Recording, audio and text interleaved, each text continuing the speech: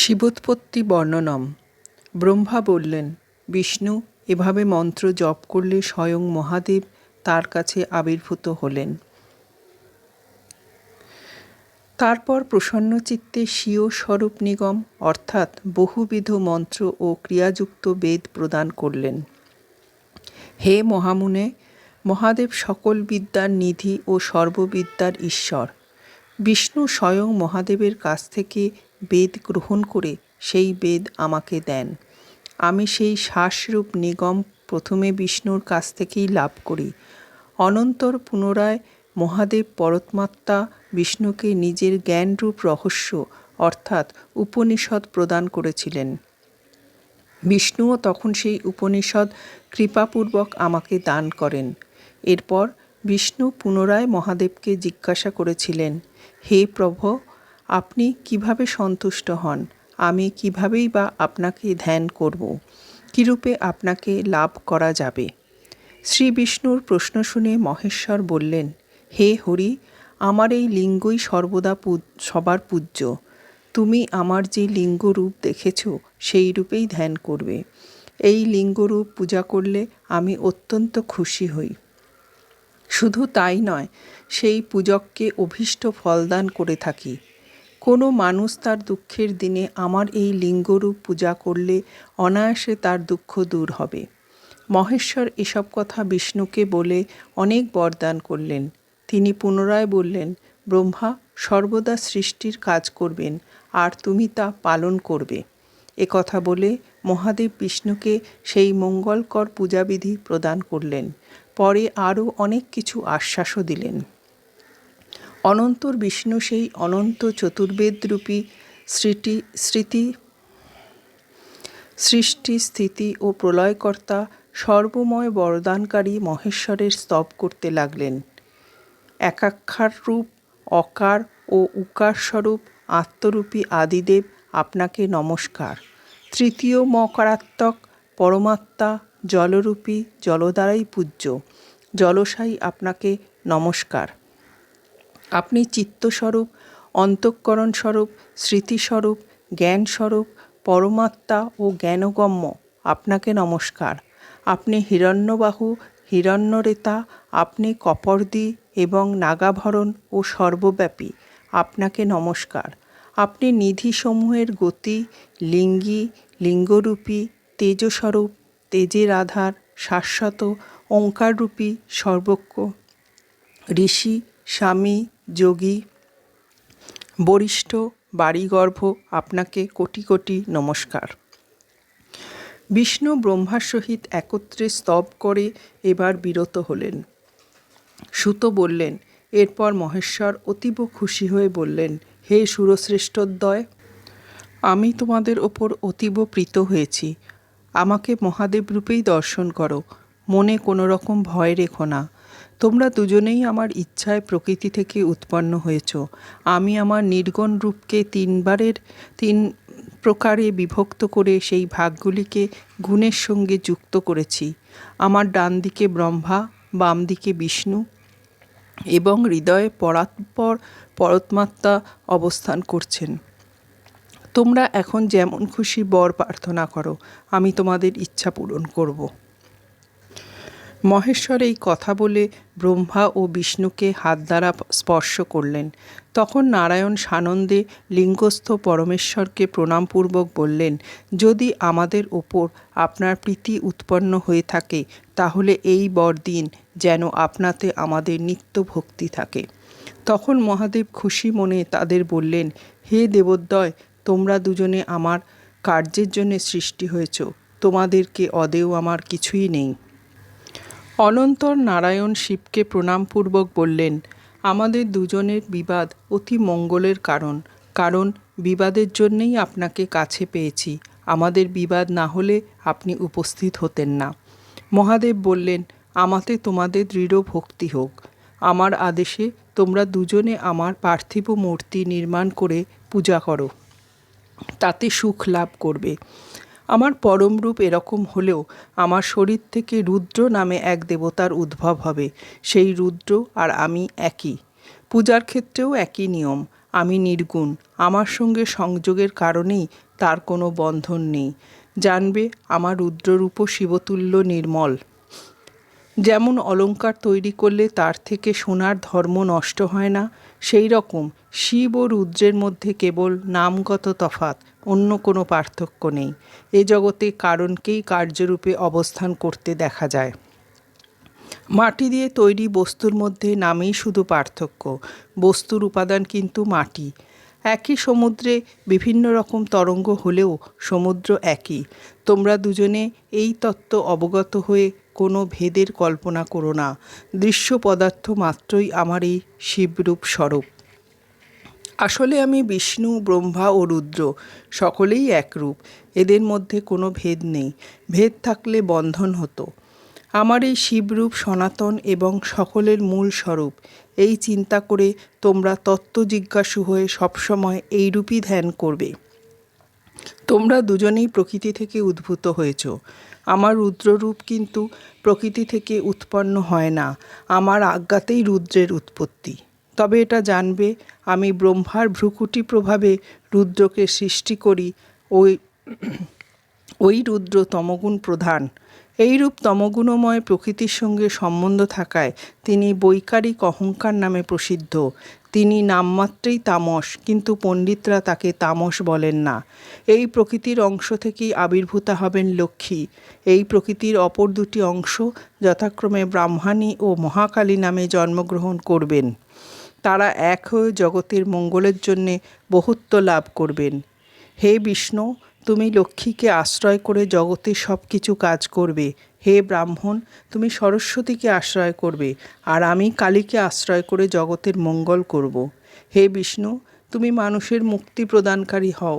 আমাকে দেখলে যে ফল লাভ হয়, তোমাকে দেখেও সবাই সেই ফল লাভ করবে। তোমরা শান্তি সুখের জন্যে সর্বদা লিঙ্গ পূজা করবে।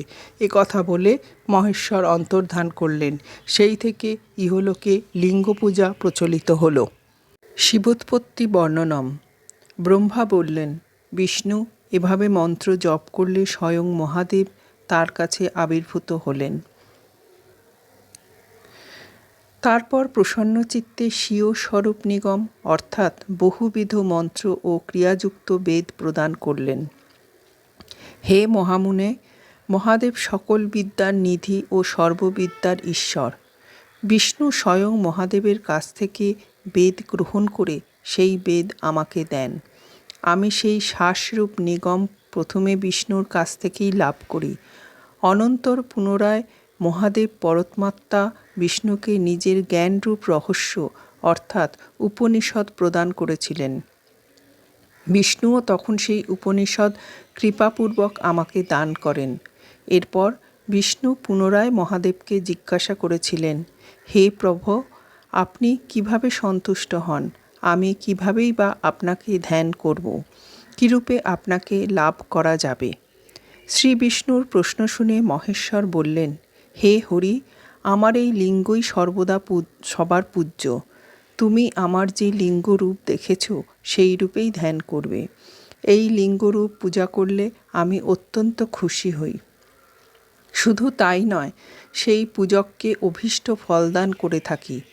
কোনো মানুষ তার দুঃখের দিনে আমার এই লিঙ্গরূপ পূজা করলে অনায়াসে তার দুঃখ দূর হবে। মহেশ্বর এসব কথা বিষ্ণুকে বলে অনেক বরদান করলেন। তিনি পুনরায় বললেন, ব্রহ্মা সর্বদা সৃষ্টির কাজ করবেন, আর তুমি তা পালন করবে। এ কথা বলে মহাদেব বিষ্ণুকে সেই মঙ্গলকর পূজাবিধি প্রদান করলেন। পরে আরও অনেক কিছু আশ্বাসও দিলেন। অনন্তর বিষ্ণু সেই অনন্ত চতুর্বেদরূপী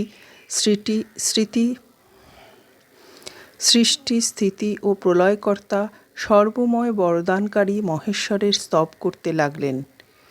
একাক্ষর রূপ অকার ও উকার স্বরূপ আত্মরূপী আদিদেব, আপনাকে নমস্কার। তৃতীয় মকারাত্মক পরমাত্মা জলরূপী জলদ্বারাই পূজ্য জলসাই, আপনাকে নমস্কার। আপনি চিত্তস্বরূপ, অন্তঃকরণস্বরূপ, স্মৃতিস্বরূপ, জ্ঞানস্বরূপ, পরমাত্মা ও জ্ঞানগম্য, আপনাকে নমস্কার। আপনি হিরণ্যবাহু, হিরণ্যরেতা, আপনি কপর্দি এবং নাগাভরণ ও সর্বব্যাপী আপনাকে নমস্কার।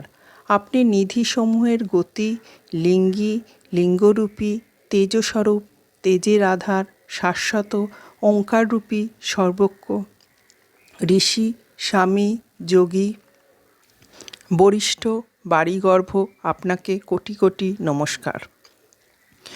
বিষ্ণু ব্রহ্মার সহিত একত্রে স্তব করে এবার বিরত হলেন।